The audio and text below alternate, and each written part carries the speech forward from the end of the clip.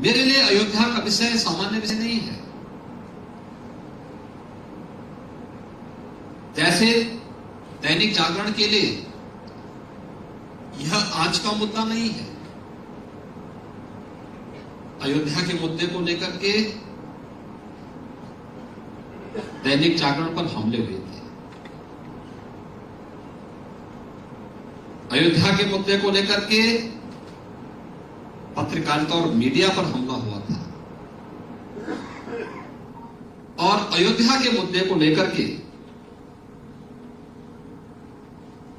यह वैसे ही जैसे दैनिक जागरण के लिए नया मुद्दा नहीं है, वैसे ही मेरे लिए नया मुद्दा नहीं है। और मेरा सौभाग्य है कि जब प्रभु राम के उस विग्रह को उनके भव्य मंदिर में विराजमान होने की तिथि नजदीक आ रही है, तो हमारे लिए और भी भावनात्मक क्षण ये बन जाता है। क्योंकि मैं तीसरी पीढ़ी में हूं जो इस आंदोलन के साथ, इस अभियान के साथ प्रत्यक्ष रूप से जुड़ा हुआ है। स्वाभाविक रूप से हम पहले दिन से इस बारे में मानते थे। आज राष्ट्रीय युवा दिवस है, स्वामी विवेकानंद की पावन जयंती। वैश्विक मंच पर स्वामी विवेकानंद ने भारत को एक पहचान दिलाई। उस कालखंड में जब भारत में एक इस प्रकार की कुंठा निवास कर रही थी कि अब कुछ नहीं हो सकता, क्योंकि 1857 की प्रथम स्वतंत्र समर की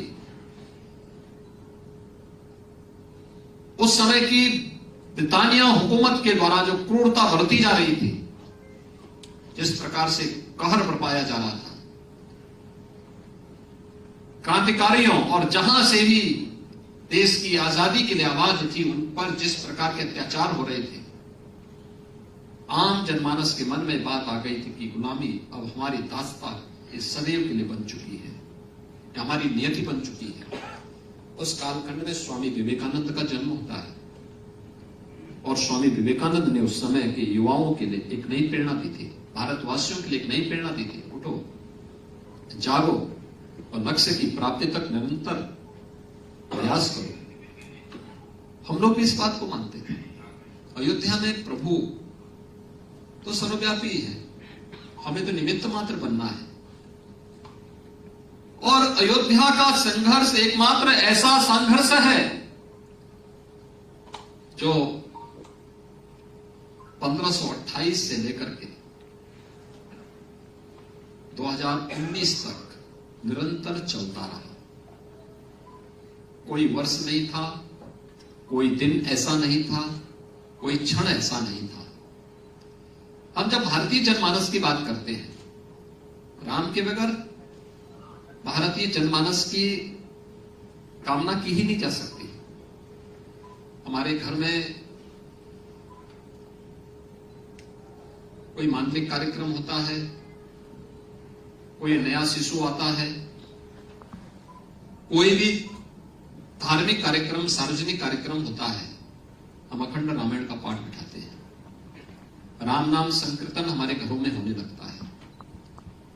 उठते हैं तो राम का नाम स्मरण करते हैं, जागते हैं राम का नाम स्मरण करते हैं, खेतों में कार्य करते हैं राम का नाम स्मरण करते हैं, व्यवसाय करते हैं राम का नाम स्मरण करते हैं। जीवन का कोई कार्य ऐसा नहीं, जीवन का कोई काम ऐसा नहीं जो राम के बगैर होता हो। और यही नहीं, अंतिम यात्रा भी राम के ही नाम पर निकलती है। दुनिया के अंदर कहीं नहीं होता है, ये केवल भारत के अंदर हुआ है। तो राम जहां पर श्वास श्वास में बसे हो, उन लोगों ने इस गलती को करने का प्रयास किया कि श्वास श्वास में बसे हुए राम को भारतीय जनमानस से अलग करने की कुत्सित प्रयास का हिस्सा बनने का प्रयास, कुत्सित प्रयास किया। आज राम मंदिर का यह स्वरूप दुनिया के अंदर तभी कुछ भी उस मानवता के लिए एक नया राह है, एक नया रास्ता है। भारत की आस्था का सम्मान हो रहा है। भारतीय जनमानस प्रफुल्लित है, उत्साही है, उमंग से भरा हुआ है।